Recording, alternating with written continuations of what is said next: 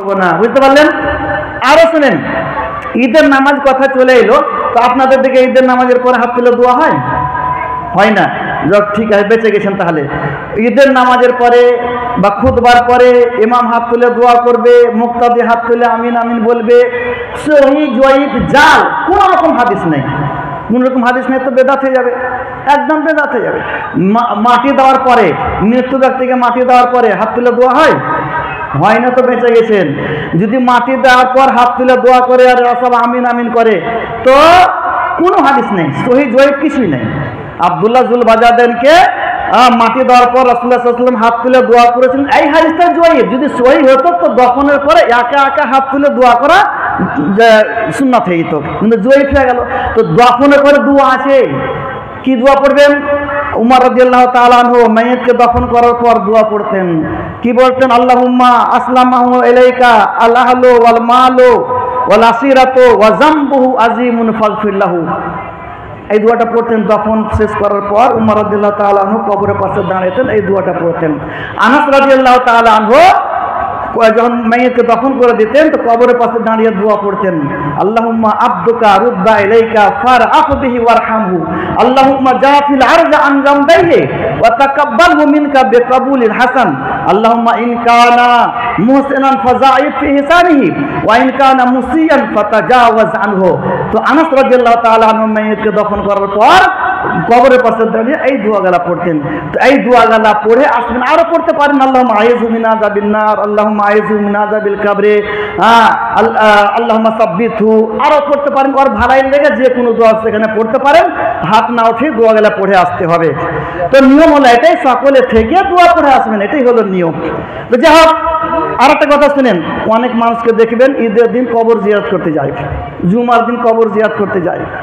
তো কবর জিয়ারত করার আদেশ আছে, রাসূলুল্লাহ সাল্লাল্লাহু আলাইহি ওয়াসাল্লাম বলছেন, কুনতু নাহাইতুকুম আন জিয়ারাতিল কুবুর, আগে আমি নিষেধ করেছিলাম কবর জিয়ারত করার জন্য করতে, কিন্তু এখন কবর জিয়ারত করো।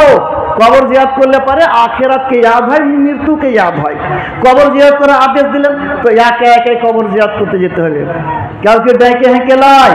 আমাদের দিকে আছে যে মৃত্যুর পর 3 দিন যাবে, চলো জি মারা গেছে, মাটি দিয়ে এলো আজকে, কালকে সকালে যাবে, পরশু সকালে যাবে, তারপর সকালে যাবে। এই 3 দিন যে মোতায়েন করলেন, কোন দলিলে করলেন? কোথায় হাদিস আছে? যখন তখন যান আপনি, কিন্তু আর একে একে রাসূলুল্লাহ সাল্লাল্লাহু আলাইহি ওয়াসাল্লাম গেছেন, সহিহ মুসলিম হাদিস আছে, একে একে গেছেন, হাত তুলে দোয়াও করেছেন। কবর জিয়ারতে একে একে যাবেন, হাত তুলে দোয়া করুন, কবর জিয়ারতে প্রমাণ আছে। কিন্তু এই ডেকে হেঁকে যাবে সবকে যৌথভাবে, ইজতিমাইভাবে, যৌথভাবে কবর জিয়ারত করা চলবে না। আর মৃত্যুর পর পরস্পর 3 দিন সকাল সকাল যাচ্ছেন, এর কোনো দলিল নাই। এক কথাই হলো কবর জিয়ারতের কোনো টাইম টেবিল নেই, যখন মন তখন যাবেন, যখন ইচ্ছা হলো তখন যান। রাসূলুল্লাহ সাল্লাল্লাহু আলাইহি ওয়াসাল্লাম রাতে গেছেন, রাতে যেতে পারেন, দিনে যেতে পারেন, সকালে যেতে পারেন, বৈকালে যেতে পারেন, কিন্তু টাইম মোতায়েন করতে হবে না, দিন মোতায়েন করতে হবে না। 3 দিনই যাব, তারপরে আর যাব না। দেখেন আমাদের দিকে আছে 3 দিনের পরে আর যাবে না, এখন বলে বলে কমে গেছে, অনেক কমে গেছে, কেউ গেছে, যখন মন তখন যান, একে একে যান, যৌথভাবে সবকে ডেকে হেঁকে এই ধরনের কবর জিয়ারত করা যাবে না। এখনকার মতন এতটুকু হলো। আর আরেকটা কথা বলে দিই, আরেকটা হাদিস বলে দিই, যে আমল রাসূলুল্লাহ সাল্লাল্লাহু আলাইহি ওয়াসাল্লাম করেননি ওই আমল করা যাবে না, সরাসরি দলিল হয়ে যাবে। কি দলিল? সহিহ বুখারীতে হাদিস আছে, সুনান আবু দাউদে হাদিস আছে। হাদিসটা সুনান আবু দাউদ আর সহিহ বুখারী দুটো মিলিয়ে আমি হাদিসটা বলবো। উমর রাদিয়াল্লাহু তাআলা যখন খলিফা ছিলেন, তখন কাবার মধ্যে চেয়ার নিয়ে বসে গেছেন, আর বলছেন যে কাবার মধ্যে সোনা চাঁদি যেগুলো দফন করা আছে এগুলোকে বের করে যতক্ষণ পর্যন্ত ফকির মিসকিনের মধ্যে বন্টন না করব, ততক্ষণ পর্যন্ত আমি এখান থেকে উঠবো না। তো একজন লোক বসে আছিলেন, সাইবা অন্য নাম, উনি বলছেন যে মা আনতা বেফাইলিন, আপনি করতে পারবেন না। আবার উমর রাদিয়াল্লাহু তাআলা আনহু বলছেন যে কাবার মধ্যে সোনা চাঁদিগুলো যা দফন করা আছে এগুলোকে উঠিয়ে যতক্ষণ পর্যন্ত ফকির মিসকিনের মধ্যে বন্টন না করব, অতক্ষণ পর্যন্ত এখান থেকে উঠবো না। ওই লোকটা আবার বলছেন মা আনতা বেফাইলিন, আপনি করতে পারবেন না। 3বার যখন হয়ে গেছে, তখন উমর রাদিয়াল্লাহু তাআলা আনহু বলছেন লিমাজা, কেন আমি পাবো না?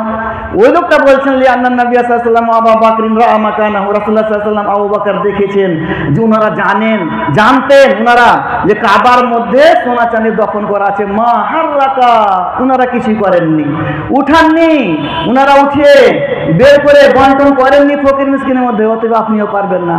আর যখনই শুনলেন যে রাসূলুল্লাহ সাল্লাল্লাহু আলাইহি ওয়াসাল্লাম করেননি, বলছেন হুমাল মারআন ইউক্তাদা বিহিমা, রাসূলুল্লাহ সাল্লাল্লাহু আলাইহি ওয়াসাল্লাম আবু বকর আমাকে ইক্তেদা করতে হয়ে উঠে চলে গেলেন। সরাসরি দলিল হয়ে গেল রাসূলুল্লাহ সাল্লাল্লাহু আলাইহি ওয়াসাল্লাম করেননি, এই জন্য করা যাবে না। তাই যে হোক, যে আমল প্রমাণ আছে যে আমলে, সে আমল করতে হবে, যে আমলে প্রমাণ নেই সে আমল আমাদেরকে ছেড়ে দিতে হবে।